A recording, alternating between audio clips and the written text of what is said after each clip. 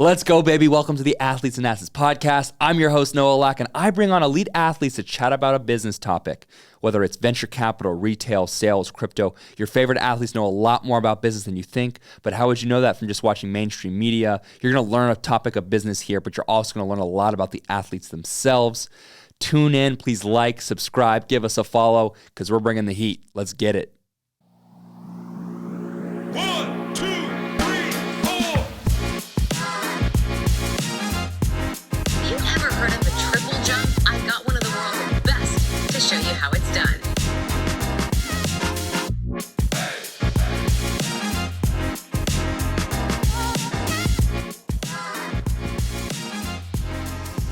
Let's go, baby. This is another episode of the Athletes and Assets podcast, and I'm joined by a two-time Olympic triple jumper, an Arizona State Sun Devil alum, my guy, Benard. Chris, let's skip the small talk, brother. I was doing some research, and it was brought to my attention that after the first jump of a triple jump, the force that you land on your leg equates to about 3,600 pounds of force. That's a rhinoceros. It's one of the most forceful movements on a human limb you could have. Right. Is this true or not? Can you confirm or deny this? I can confirm it. I can definitely confirm it. My back can confirm it. My hips can confirm it, and my knees and quads can confirm it. And also, I've worked with a lot of biomechanists. One in particular, Jill McNitt. She's a professor at USC, and they'll bring force plates out to the center where we actually jump off do our full approach run, and we land on this force plate, and it'll tell us in real time how much force we're putting into the ground. And it's 12 times our body weight. So luckily, like with proper form, that weight isn't just bouncing around your body for a long time and you disperse it quickly, but it is absolutely a lot of force. No other movement in sport subjects the human limb to more force. For most people, that is how you tear an ACL. But you've built yourself up. It's, we think about bounce with the calf muscle, the Achilles, maybe your feet, but like the limbs, the joint strength that you have to have, crazy. It is, yeah. The biomechanics, and I've kind of gone, at this point in my career, I've gone crazy with biomechanics. Like every little small movement I know just makes a difference in more distance.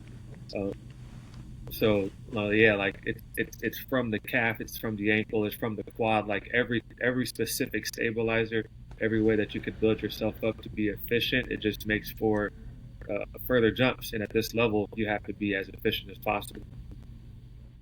No doubt. And man, the triple jump is such a dope event that doesn't get enough love. And I hope today we can get some shine on what's going on, because it's not just about sheer bounce. It's the timing. It's making sure you jump the correct way and all the things that we'll cover. But here's a little bit about you, man. You got the personal record, a personal jump. It's, I believe, 17:48, set in 2016. You've represented Team USA nine times, 2 Summer Olympics, 4 World Athletics Championships, 3 NACAC Championships.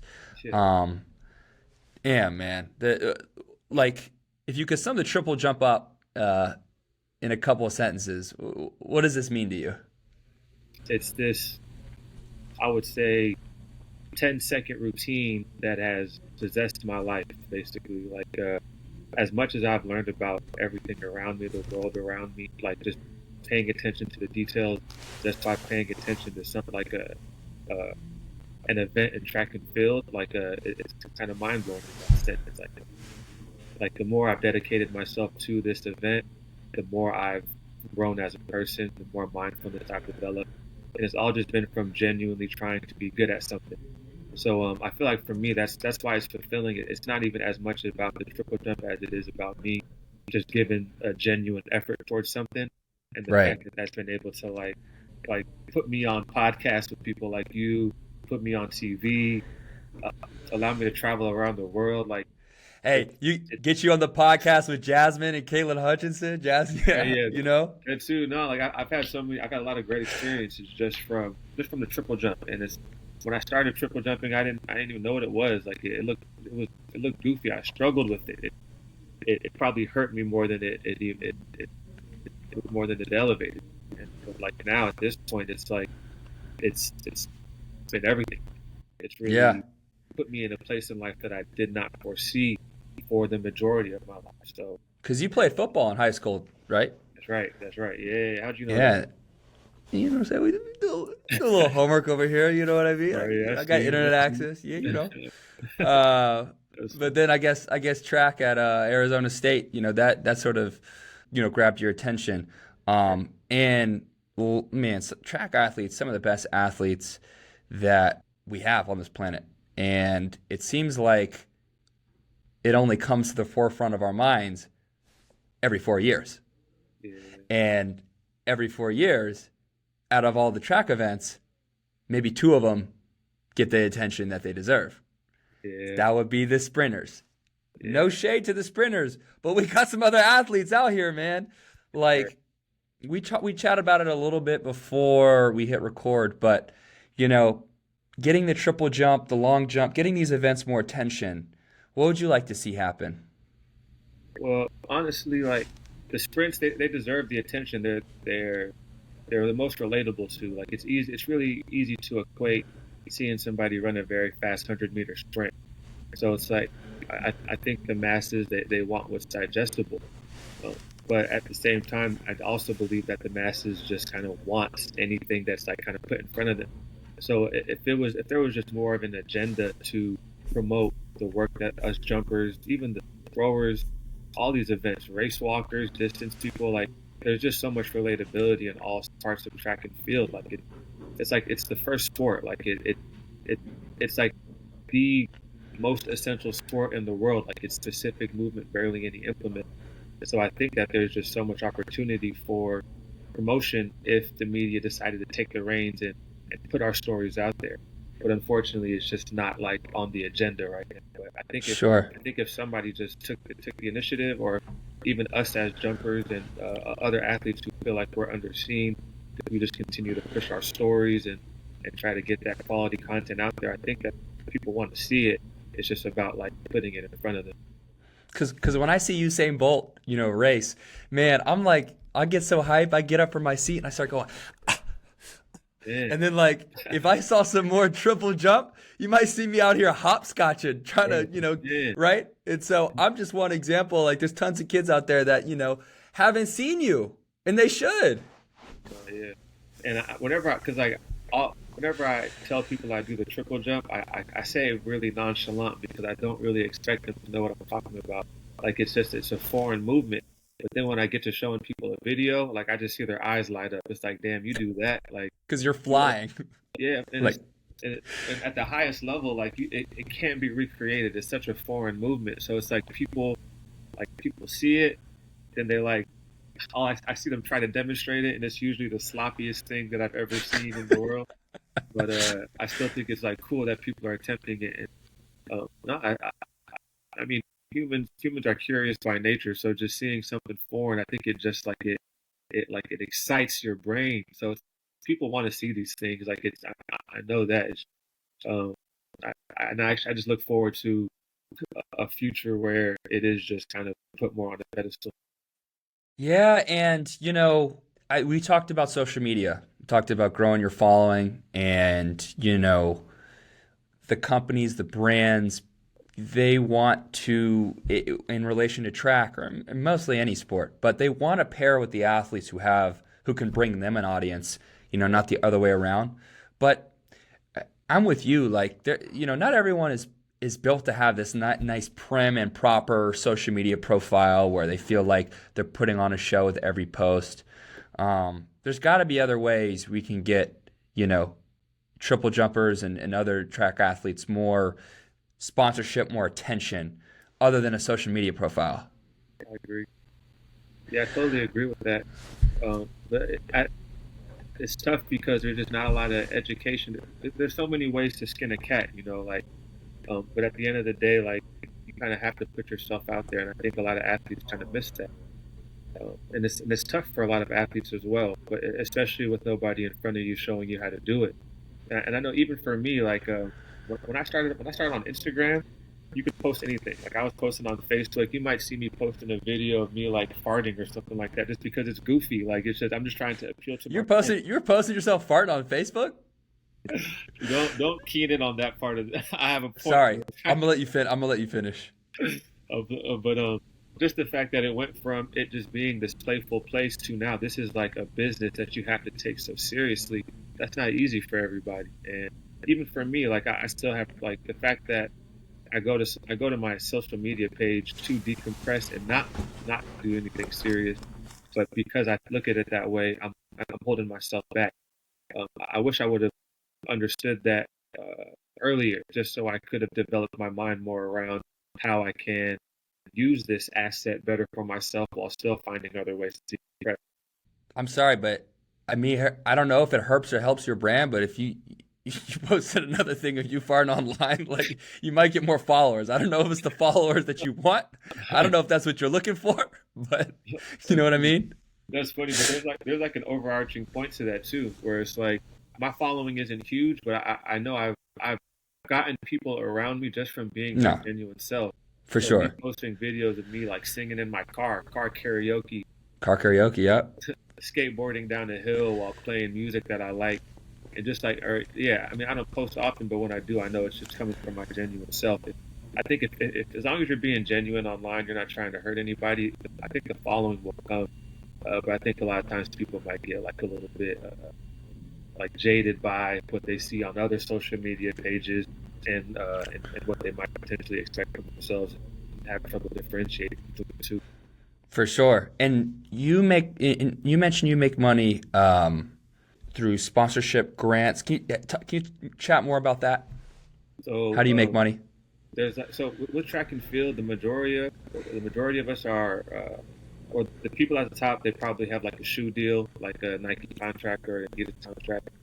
But for jumpers, because we're not the most wanted within the sport, a lot of us are unsponsored. So I know for me, living in Chula Vista, I've lived here for 10 years, and it's mainly because there's an elite athlete training facility that I've been training at, and that kind of helps supplement a lot of the costs. But if it wasn't for, like, other than that, like, it's prize money. Like, we're legitimately just getting it out the mud for real. Like, eat what you kill, right? Exactly. And I've been doing that for years, and it's just so normal to me. I don't expect anything less at this point.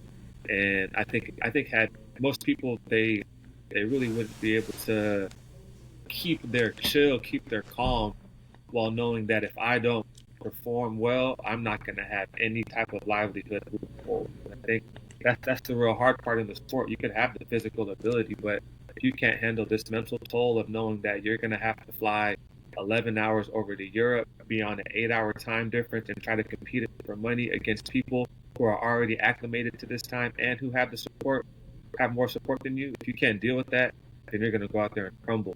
So it's tough. It's definitely not built for the weak-hearted. You really just gotta just go for it and hope it works out.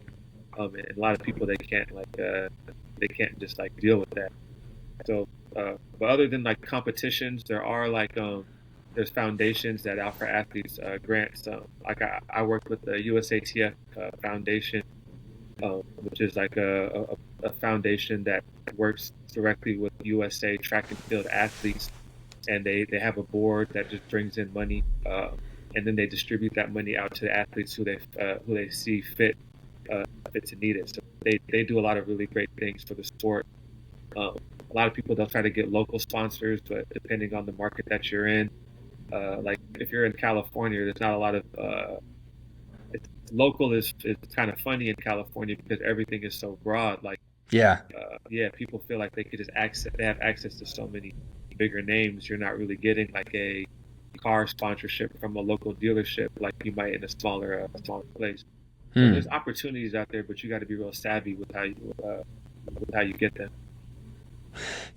Seems like a really big thing for all individual sports, not just track and field. Eat what you kill, and man, that is an immense amount of pressure, because if you go 0 for 10 in an NBA game, you still get your game check.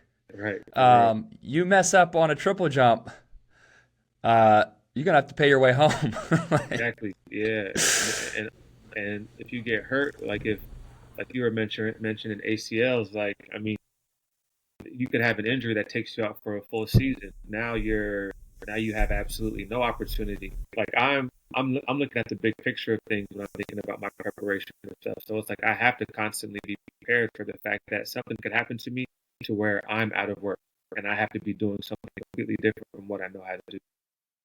And you're, I mean, you're one of the best triple jumpers in the country. But are you still doing something on the side, income wise, to support the the track and field dreams, or are you just full time on triple jump training?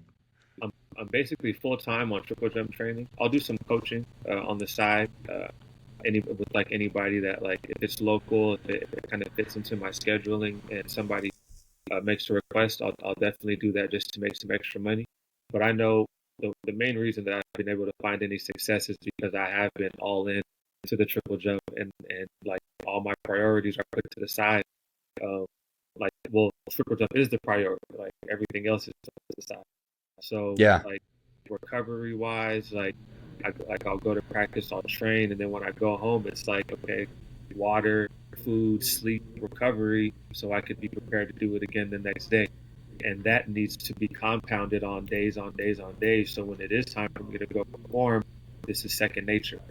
Like, I know the more I've dedicated to triple jump, the more successful I've been. It's like, and the least I've been able, or the less I can think about everything else.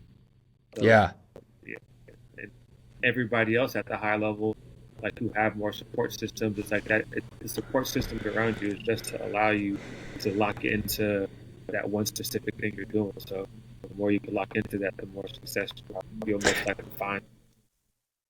Do you think if it wasn't for the Chula Vista Training Center, like you would be able to do this full time? No shot, no shot. Especially And is that the same? Can other your peers, would they say the same thing?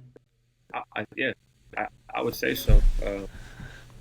A lot of people have came, and I've seen a lot of people come and go from this area, and most people that leave, once they leave, they just talk about what they missed about the place and how much opportunity that there is here, and how much trouble they have trying to figure it out away from a place like this.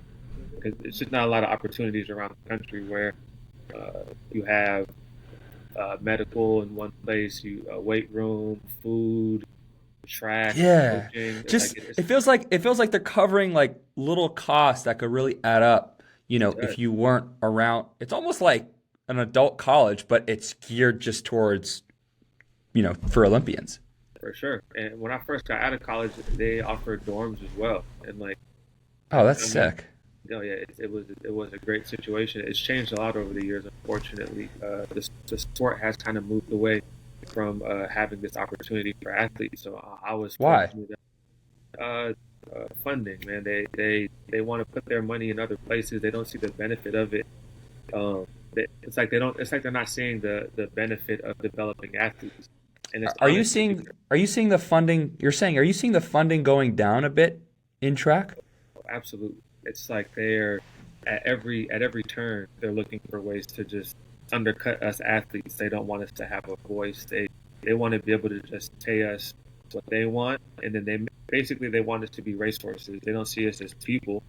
Because if we have an opinion, if we actually band together, then these entities at the top, they can't maximize upon the money that they're getting, and it's a profit game. It's a capitalist society. So if they can keep us stifled, then they're winning the game. And it's nobody wants to lose in this thing, because if they lose, that's less money in their families' pockets. They're not seeing it as a way to support the sport. They're seeing it as a way to support themselves, unfortunately. Damn, I didn't realize that was the case. Yeah. How would you? I mean, what could we do to reverse course and get more funding into track? Is it just more awareness? Is it going around the country and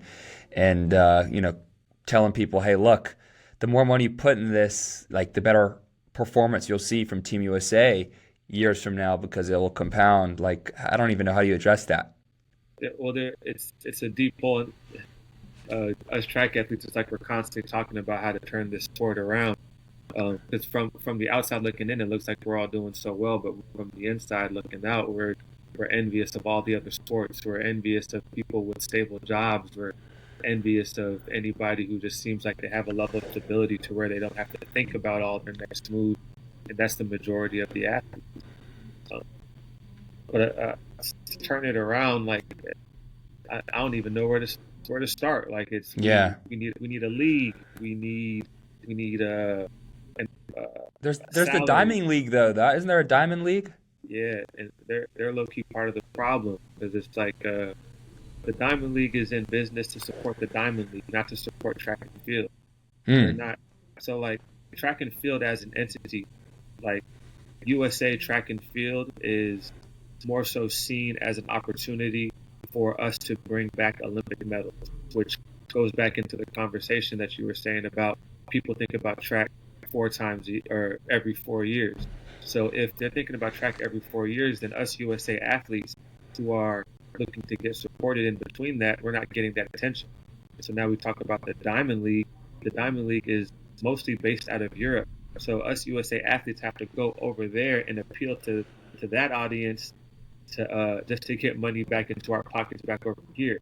And the Diamond League is basically they're bringing in the top 8 athletes in the world, but there's hundreds of athletes who need support outside of those top 8. But because they're successful already, it's like, okay, well, we're going to get in the top athletes. They're going to get us our return on investment because they have the support, and then everybody else, you just have to fight to get up to this level. And if you make it, you make it. If you don't, you don't. It's like a feeder system. People coming in, people coming out. You have a good season. You might make it into this league. You jump well there. Then you make it to the next one. But the moment that you stop competing well, you're out. So there's really just no consistency in payment.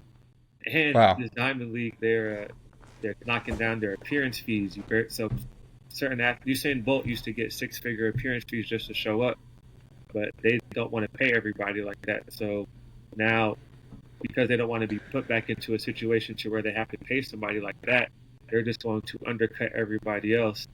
And then if you don't want to take that undercut, then it's like just don't come there. And that's the kind of power that they have. It feels like a lot like what I've been hearing about boxing and UFC. You know, the very top best fighters get the load of the prize money, and then everyone else below gets the scraps. However, when we say everyone else below, we don't take into account that the people in the undercard actually many of them could already be they're good enough to be and hang and maybe win in the championship round. So when I say below, it's not like they're a level below. They're just on a below level of coverage. Right. And I think that could be applied to track. Absolutely. And what's sad is, like, in that same example, people see those undercards and they see them as like still on the stage. Like, oh yeah, they're going to see that person and equate it to success. So that person is down there feeling completely underappreciated, completely unseen by his actual entity, which is like it's just a tough place to be for. Wow, man! Thank you for speaking up and sharing that. That's something that I don't think a lot of people know about. And I've never heard someone who doesn't like watching track. You know what I mean? When the Olympics come around, everyone is glued to the TV for various events. So it's not like this is a sport that's boring or whatnot, and it's not like people don't appreciate the athletes. So, thanks again for covering that. It's crazy. I wanted to talk a little bit about as we transition into Chris in the sport, outside of the sport, but we can't do that without covering, you're a big believer in manifestation and mindfulness. Yeah. Can you share what you do before meets? So I like to keep myself in a real calm mindset, like as calm as possible. So like I heard like years and years ago, like there was this I think it was this athlete named Trey Hardy, and he said he would listen to like classical music like the week of a competition just to kind of keep his energy low, so he's not exerting any type of extra leading into the competition. And he would listen to the weekend before, a week before the competition. Just leading into that, because leading into the competition, it's like he's listening to mellow sounding things because he knows like we're preparing for war and our subconscious knows it. So if we're just constantly ramping ourselves up, just you tire yourself time out. to go. Yeah. And it's like, even like, and because we're dealing with such small percentages, it's like, if you want to be on the side of do you want to be on the side of conserving or on the side of like, exerting? And I know for me, I want to be on the side of conserving until it's time to exert. So the week leading into it, I'll try to get like consistent days of meditation. Like if I'm meditating in the morning, I'll also like, while at practice, I'll try to be more mindful to my positions and my level of exertion, because I noticed when I was a younger athlete, I would always get injured 2 weeks out from the competition, and it's just because I'm operating at a higher stress level. I'm even exerting more energy without even meaning to. So I'm basically like leading into a competition, I'm being more mindful and I'm being more analytical, but I'm trying to also like not overdo it as well. It's like this fine balance of getting of exerting exactly what I need to do and putting myself in the perfect position so that when it is time to compete, it's thoughtless. So just doing things that I want to do, keeping myself calm, trying to stay on a normal routine, trying to just act like everything is normal, while also understanding that something big is about to happen, and I want to be as ultimately prepared for it as possible. Do you meditate? Yes. Or is that okay? Yeah, I'm a big meditate guy. Big meditation guy, for sure. I love what it does, calmness wise, awareness wise, like especially with the practice that I've been doing lately, where I'm trying to manifest a better person, basically just lose the habits that I think are holding me back and build in new habits that I think are going to promote me and put me in a better mindset. If I can start the day with these understandings, and I kind of carry them throughout my day rather than just kind of like freestyling throughout my day. Yeah, for sure.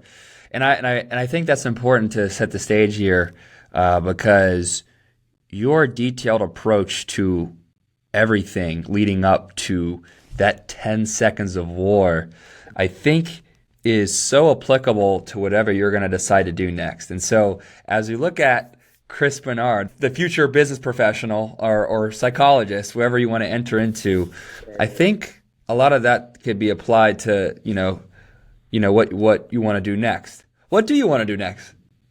So, as of now, I honestly, I don't know exactly. That's okay. I just know I want to use what I've developed into myself to benefit others, and ideally, it brings a lot of value to other people. So, as of now, coaching is like it's the simplest avenue, but I don't want to. In my mind, I don't want to just be a coach, or just be a triple jump coach. Like, I really feel like I could coach anybody with what I've been through in life, like business professionals, athletes of all sports. Like, I feel like at this point, if I were to go into a business and just kind of look at like how people are even working together and like how their mental state is within that, I feel like I could offer advice into how they could even be better and enjoy their workplace environment even more. And that's all just from me understanding the importance of being mindful and how that could benefit anybody and everybody. I got a good one for you. I have a good one for you. I just thought of this.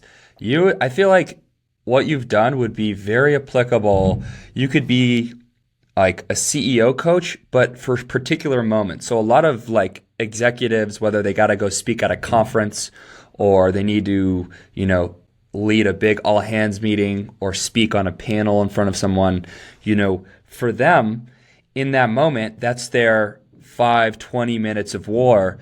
And if you could apply the way you get prepared for your like 10 seconds of war or fame, however you want to describe it, and help them like build mindfulness habits to leading up to, just for sake of example, like an in-person thing, I think that's where Mr. Benard might be of value. What do you think? Yeah, I like that. And I hadn't really thought of it that way. Like, because I've had to prepare myself for so many wars that I'm definitely prepared to tell anybody else how to prepare themselves for their big moment as well.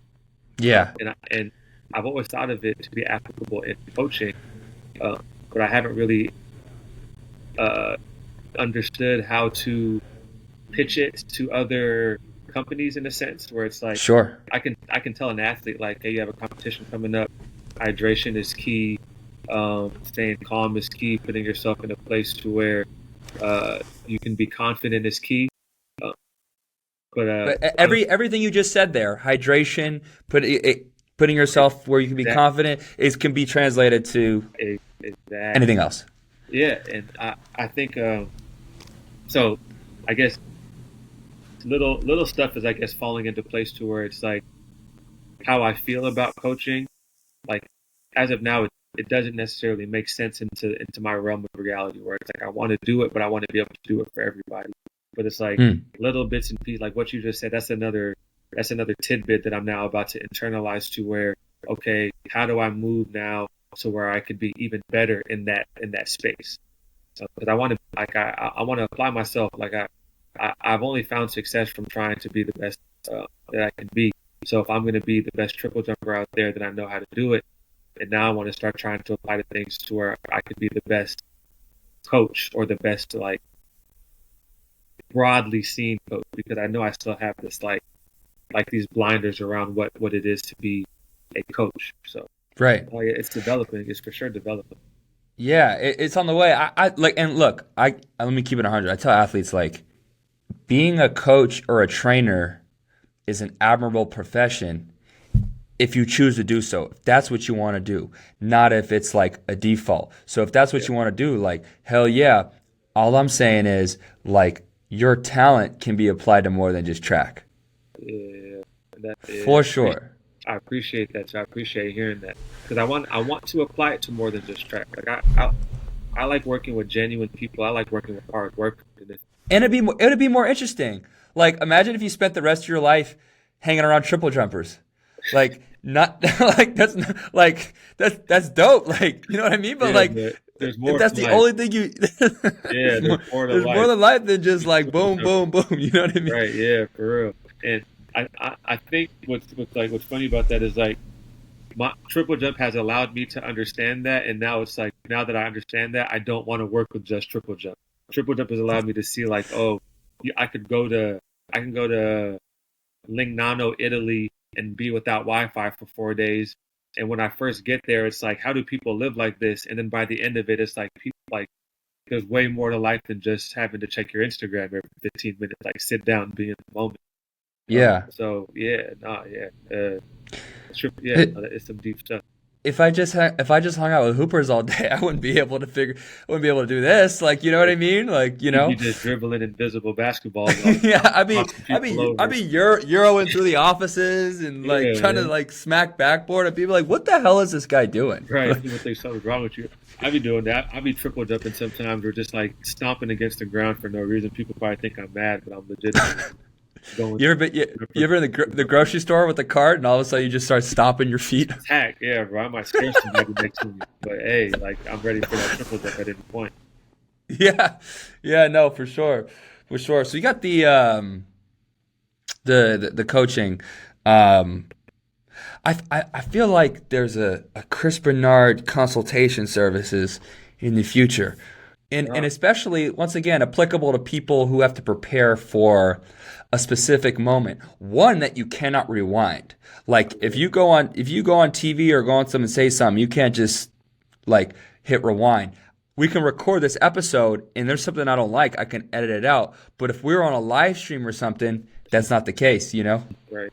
That's right. And that's how I prepare my mind. Like, that's almost how, if my mind didn't work that way, I wouldn't have been able to do this for as long as I've been. This sport is so unforgiving, and I've honestly had so many failures within it that I've had to learn from just to be able to keep doing it. And those failures, like, I've learned from them, and I think that they're valuable for anybody there. So it's like, I'm glad that I could, like, have lessons to have learned from, and I'm glad, I would be happy to be able to apply them to everybody's situation to make sure that they don't have to fail like I did to progress any further. So now I know it's valuable. I just got to keep on building it, and I know if you build it, They'll come. They'll come. If you build it, they'll come for sure. Your last thing, you're big on manifestation. Is there somebody, maybe not a specific name, but is there a person that you would like to meet when it comes down to finding the next thing? Once again, it could be someone in just a type of profession. Maybe you have a specific person in mind, but I was thinking more generally, who would you like to connect with, outside of triple jump? Individual-wise, that's tough because I don't, this avenue is so new to me, or this avenue that I'm talking about, it's like, it almost seems like it's undeveloped, almost like I have to pave the way myself. So honestly, I mean, I like picking people's brains. I like getting information from people. I would just hope to meet anybody that's like listening to this and feels like they see the direction that I'm trying to go, and they could offer me advice on how to get there. And I don't really know who that individual is yet. I'm just hey, good thing you're on Athletes and Asses, because I got a couple folks. Hey, okay. Tap in. For real, tap in with me, because I want to grow, I want to build, I want to be great for the world. I want to, and I'm willing to put in the work to get there. I just don't know what it looks like yet. But I know there's a lot of valuable information, and I'm sure that there's somebody doing something along the lines of what I'm talking about. Yeah, I wouldn't mind learning from them, reading a book by them. Yeah. I'm not gonna say his name on air, but I got the guy for you. But man, this has been another dope episode of the Athletes and Asses podcast with two-time Olympic triple jumper Chris Benard. Chris, thanks so much for joining us, man. Thanks for having me, though. It's been a great time, great conversation. It's been fun. Thanks for promoting my story. Thanks for just hanging out with me. Hey, man, I'm trying to hang out in Chula Vista because this SF weather's not it. You know what I'm saying? Bro, come through. It's sunny out here all the time. We'll get you some tacos. And you have a good time out here. I can show you a good time. Man, I'm tapping in.